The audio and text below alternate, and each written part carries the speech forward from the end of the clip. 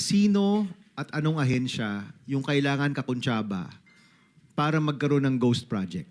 Kasi billion-billion po yan, over X number of months. Idetalye po ninyo, is it from the project manager, engineer, hanggang saan po yan sa central office yung kailangan pong magkakuntsaba para may magawa kang ghost project po ngayon? Mr. Chair, allow me to answer po yung ganun. Kanina po, earlier I mentioned about the authority of the district, which is 150 million. So kung mapapansin nyo po, yung mga ghost projects na nakita sa Bulacan, I think, are all 150 and below. So ganito po yun. Ang isang proyekto po na being handled by the district are being prepared. The program of works are being prepared by the district. Sila po yung nagpe-prepare ng program of works, detailed estimates.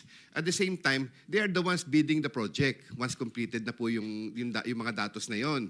Pag po ibinid po nila, sa kanila lang din po tumatakbo yung award. Sila lang din po ito. And then after award po, sila rin po yung nagbibigay ng notice to proceed. District engineer din po. And then after po nung notice to proceed, sila rin po yung nag-i-implement. Sila rin lang po, umiikot lang po sa district lahat yan. Hindi po kumbaga, may monitoring system po, but definitely, hindi po mamomonitor talaga kahit nga po QA yun na nasabi ko kanina, kahit po sinong ang project po ng DPWH ngayon sa, let's say sa alam ko 20,000 proyekto. So, we are undermanned when it comes to the central office. So, ang mangyayari po, pag po binid ng district, in-award, in-implement, may inspectorate team po yan. Sila rin po ang kukolekta. Ang dokumento po, sila na lang po pumipirma. Yusek, pakidetalya. Kunyari, anong posisyon? Yung DE, yung ADE, yung project engineer, yung contractor, yung monitoring. Sino pa ba? Tama ba itong sinabi ko? May kulang pa ba? Sino yung kailangan nag-connive or nagkaroon ng conspiracy para magkaroon ng isang ghost project? Kasi isipin nyo, ganun kalaking proyekto, ganun ilang buwan dapat yan, ilang tao yung nagpikit mata para magkaroon ng ghost project na completed at bayad na? Sa ibaba po, Mr. Chair, ang ibaba po niyaan are being handled by the project inspectors. So may project inspector pa po yan? Meron po yan. Okay. Yung pong project inspector and then the project engineer, they maintain logbook. May logbook po yan. So may fake na yung logbook nila? Everyday activities. At the same time, yung project engineers po na yon, meron po siyang materials engineer ng district. So materials engineer, meron project po yung materials engineer. project engineer. May materials testing laboratory po yan. Pagka po... Iba pa yun?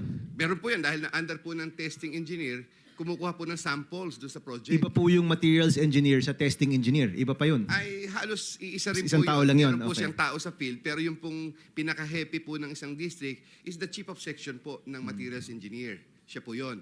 Ngayon, materials engineer, project engineer, pagka po kukolekta ang isang kontratista, pipirmahan po nung project inspector, pipirmahan po ng materials engineer, pipirmahan po ng project engineer, tapos po, magkakaroon po ng inspectorate sa final payment. Meron pong inspectorate team ang district, consist of, dapat po mga chief of sections ito. Usually, 4 po yung chief of section. Chief of section, kailangan kasama rin sila dito?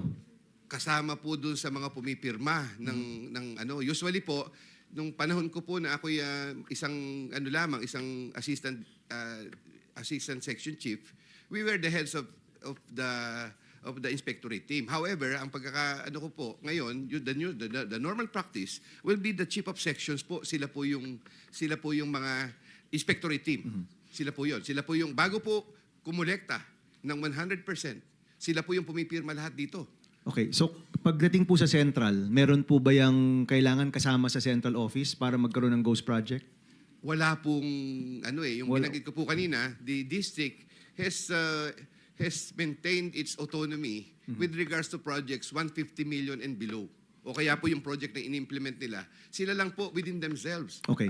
What about other agencies, Yusek? May mga ibang ahensya bang kailangang kasama rin para magkaroon ng ghost project? Ang pinag-aano ko po dito is that there is a resident auditor for every district. So COA po yan? COA po yun. At sometimes, if it's necessary, meron pong technical audit specialist yan na nag-inspection po randomly. At saka po by documentation, meron po dapat tumitingin sa COA dyan. Kasi nga po I understand that in the case of Bulacan, merong ilang araw lamang kinukolekta na, which is very impossible for a project to be implemented in just a few days. Parang pipirmahan na kagad yung koleksyon. Mr. Chairman, just with the permission of Senator Bam, Yusek Ano? Bernardo, this is all good to hear. Magandang pakinggan. Pero sa totoo lang, kung kayo mismo bilang Yusek, kumukubra at ginagawang negosyo,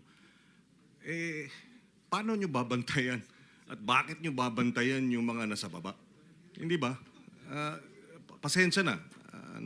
Siguro kung tinututukan ninyo yung trabaho ninyo at hindi itong nakikipagnegosyo sa iba pang mga kasangkot sa sindikato, baka hindi na mangyayari yung mga nangyayari sa district level. Whether it's 150, whether it's 200, whether it's 250, if you're doing your job and not trying to, and not making money out of it, di ba?